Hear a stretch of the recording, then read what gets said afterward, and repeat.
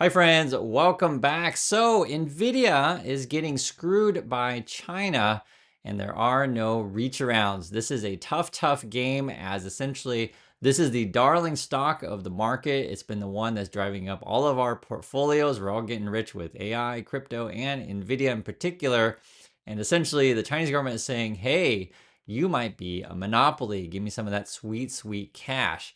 This is the headlines today. Nvidia probed in China over possible anti-monopoly violations. Market regulator says U.S. chipmaker may have breached terms of deal approval from 4 years ago. Honestly, guys, the details of this isn't really that important because China can say whatever they want. They can do whatever they want. Basically, they're just doing a crackdown on Nvidia. If you do want the details though, it's like 4 years ago they made an acquisition. I think it's a company called Mellanox. There were 7 conditions to this agreement. I think it was like a 6-year agreement. We're 4 years into it, so they're deciding to crack down now. Out of the 7 conditions, 2 of them were secret. If you know what the secrets are of the 2 conditions that are secret, please let me know. I have no idea. Other than if you want money from Nvidia, now's the time to get it, I guess. It's the top of the market. Nvidia does got the cash. Start getting it. The fine could be maybe 10% of last year's revenue, just an idea, but who knows what it's going to be. Essentially, you got a trade war between the U.S. and China. It's been, picking up this past year. Essentially, the USA is like, yo, I don't want any of our chips going to China for national security concerns, which I completely understand that. And then China's perspective is like, well, if you're not going to give me any chips, we're going to make our own chips, which I also completely understand. And then they're thinking, okay, now that we want to make our own chip industry, where do we get the money to start that up? Hey, how about Nvidia? So you find Nvidia, use that money. Obviously, you're going to line politician pockets first. Then you'll use some of the rest of the money to build up companies. Then you take money from those companies as tiny to politicians, that kind of stuff. So that's how I read this thing. I personally think though this all Nvidia massive bubble has been riding the AI and crypto wave. I think it's a lot of it is built on hype. Nvidia does make real products. That's certainly true. But the valuations of Nvidia have been high for a while. Now you got more regulatory stuff from China. You also have possible monopoly problems with Nvidia in the USA. They're under investigation. I haven't heard anything recently from that. I just know that that's been going on. And, we'll see if Europe does something also. This is a big problem for obviously Nvidia, and then you have much of the competition ramping up. So be it from China, domestically, other countries as well. There's always news here and here in Korea where there's always doing something with AI or something like that. And in fact, I think there was a company, I just saw it today. There's a Korean company building new AI headquarters in USA. These kind of things. So it's going to be tough sledding going forward for Nvidia, and we'll see how this develops. I'll just say this: if China says they're going to fine a company, they can find whatever they want, and do take this stuff seriously. So that's why the stock is down today. You also have this.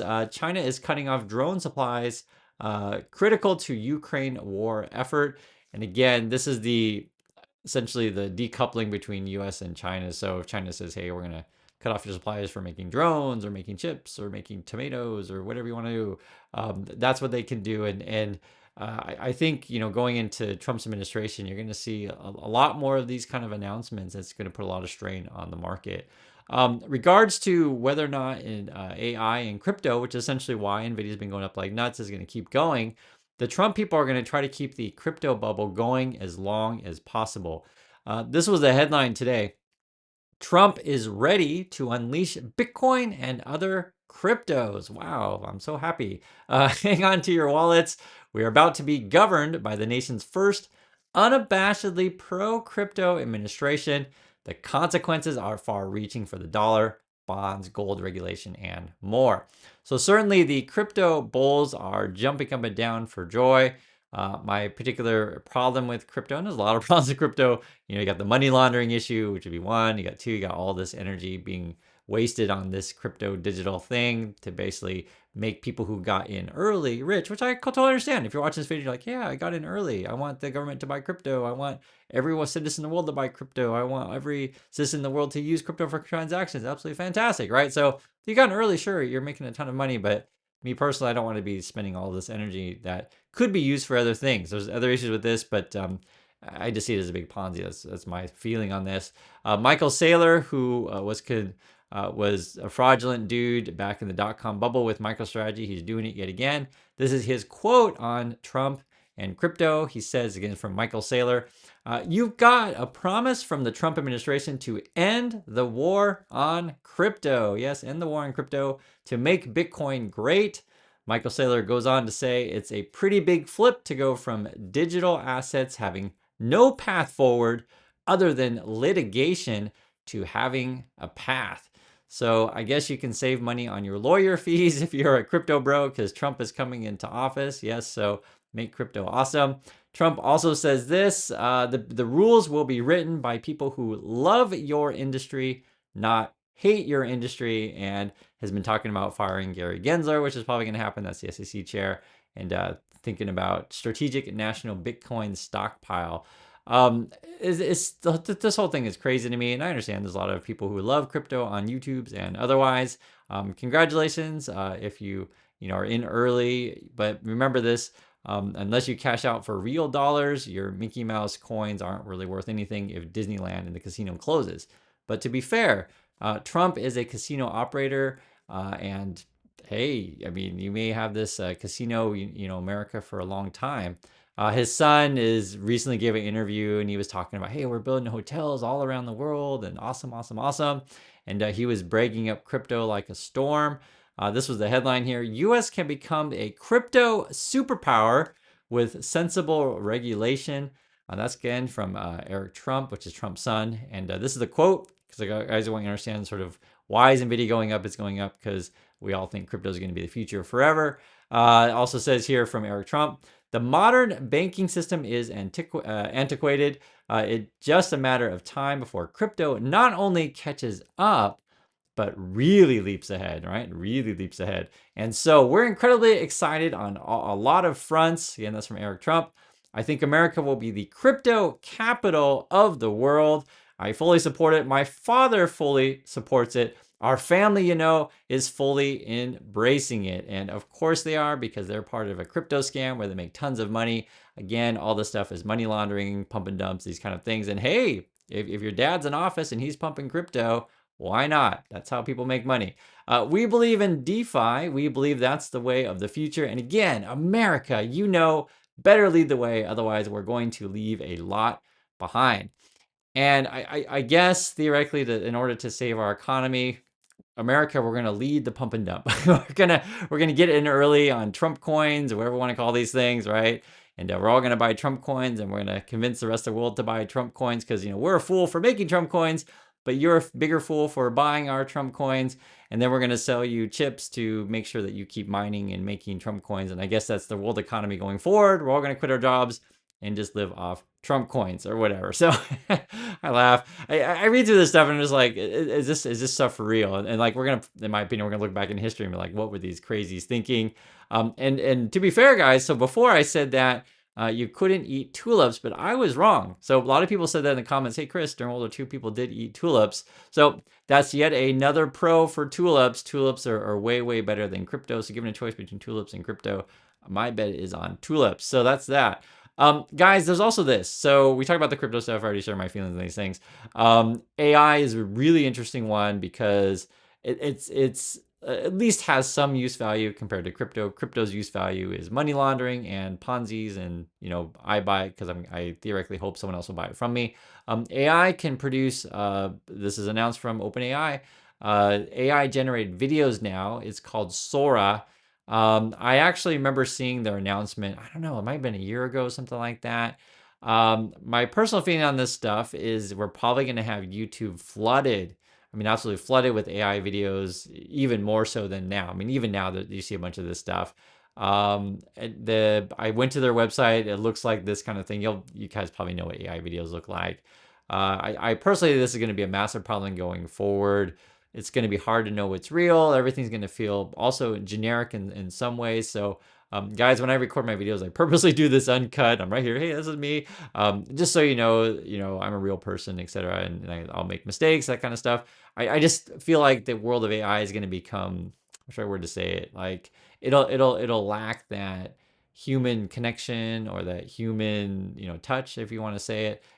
And we're gonna get burnt out on this stuff. That's my opinion on this. So at the moment, I understand AI videos and stuff like that is all hypey. I get that, but I think going forward, we'll get burnt out on this stuff, in my opinion. But we'll see. We'll see how the good this stuff comes out. The big issue with this, any of these companies, be it Nvidia or whatever with AI, is the idea is I'm going to invest a whole bunch of money now, and later after I build out my infrastructures, we're going to all make a bunch of money on this stuff. And this is sort of we're at the moment to where, okay, how much can you make?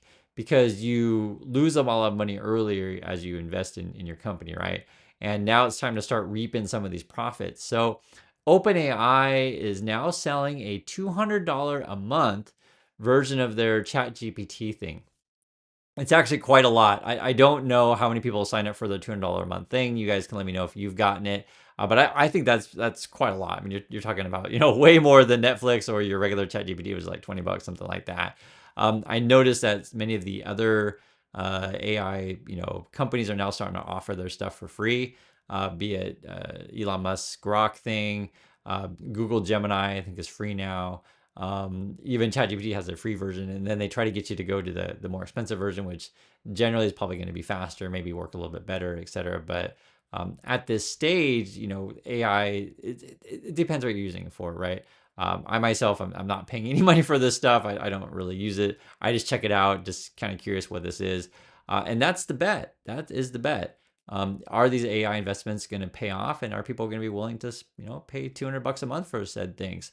And I want to bring up the point of sort of why I question all of this stuff, because again, from the regular person on the ground who's struggling, who's living paycheck to paycheck in the USA, right? Do they care about buying Trump coins? Do they care about making AI generated videos? Is that what they're all about? Do they want to pay $200 a month for, AI chat GPT stuff?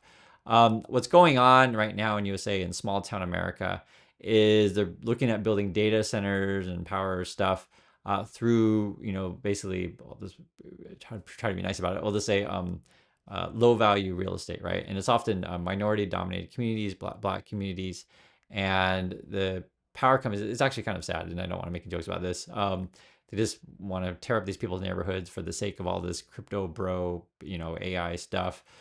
This is the headlines here, and I'll read you some details. It says Blackstone's data center ambitions school a city on AI power strains. This is in Fayetteville, Georgia, and this is really affecting the local community. We did another article on this, and I think this is from Bloomberg, where they're talking about a city in Memphis. I think it was Memphis, Tennessee. And essentially what it is they're offering these people money to cut down trees in front of the house to build power lines, etc., to power these AI stuff. So let me read the details of this. It says $2,800 offer among local residents. Shilsky never intended to be the face of the data center backlash. She had moved to the area from New York in 2022, part of the migration of Americans fleeing coastal cities for warmer and more affordable areas, right? So we're talking about Fayetteville, Georgia. After snagging a job at a company that operated out of Trilla Studios, Shilsky used savings and windfall from day trading to buy her $500,000 home, okay? She was shocked this year when Georgia Power approached. She said the company told her it wanted to buy an easement of her land, cut down all the trees in her front yard, and install a more than 100-foot pole and industrial grade wires. It offered $2,800. Shilsky said not anywhere enough to make for what she said would be wiped out from her home value. This is a picture of her front yard. Again, the Georgia Power is saying, "Hey, we'll give you $2,800. Well, it's roughly the same. $2,800 to cut down your trees, and we'll put in a 100-foot power pole." Would you guys say yes to that? Would you take that deal?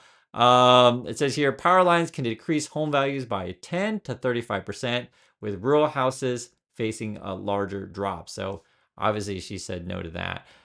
There's been a lot of protests locally for this kind of thing, and there's like a Facebook group that's exposing which politicians get money from the power company, etc. When the bid goes up, though, some people do take the money, which completely understand, right? So for example, let me just read some of the details. A local person says here, People are willing to destroy nature in order to have more consumption of TikTok videos on their phone. And I just want you to let that sink in. Is it worth it to cut down all these trees so we can have these crazy AI generated TikTok videos? So you guys already kind of know my feeling on this stuff. I get the tech bro, perspective. I get the crypto bro perspective. Hey, perspective. Hey, crypto's going to go up. Hey, well, let's watch those AI generated videos. But this does have some real world implications, right? You need power to operate this stuff, and this is where we're putting our resources into to make that kind of industry. It also says here. I feel like the little guy is getting trotted over, right? That's from a local resident. It says by fall, Georgia Power raised bids by tens of thousands of dollars for several households. Shilsky's bid increased to some 140,000. One sign protesting the line came down and neighbors noticed. So some people go for it, right? And this is the question I'd pose to you is, if a power company comes in and offers you 2,800 to cut down your trees for a power line, would you say yes or no? Obviously, you say no at the 2,800. But what about 140,000? That's where you start to think, And it depends on how much your home is worth, right? So I was saying it's some estimates that depending on where you are, it could be a drop of home value from 10 to 35,000. But again, you have this big 100-foot pole power line in front of your house. The other thing that the power companies are trying to do, I guess it said here they were trying to bribe people with, holiday cards and pizza. It really just said pizza. It said in recent weeks, QTS has sent holiday cards to Fayette County residents. Will give cards to local BBQ and pizza establishments. This is a Blackstone thing. They're trying to become a big player in the data center space. And again, it's all related, right? So you could talk about the Musk stuff. He's raising money for his XAI company, or Blackstone raising money. You want to build these data centers so we can all, buy chips from Nvidia so they can make a bunch of money. And then we can all watch, TikTok videos and celebrate how our Trump coins are going to the moon. So you guys know how I feel about this stuff. I think it's all a joke. Just again, you have people living paycheck to paycheck. You have people that would rather have affordable health care. Yet we're spending all this time, resource, and energy on these tech bros and AI and crypto. So that's my feeling on this stuff. I'd like to hear your thoughts. Is spending this energy on this type of industry, is it worth it? Does it make your life better? I'd like to hear. And I'll catch you in the next video.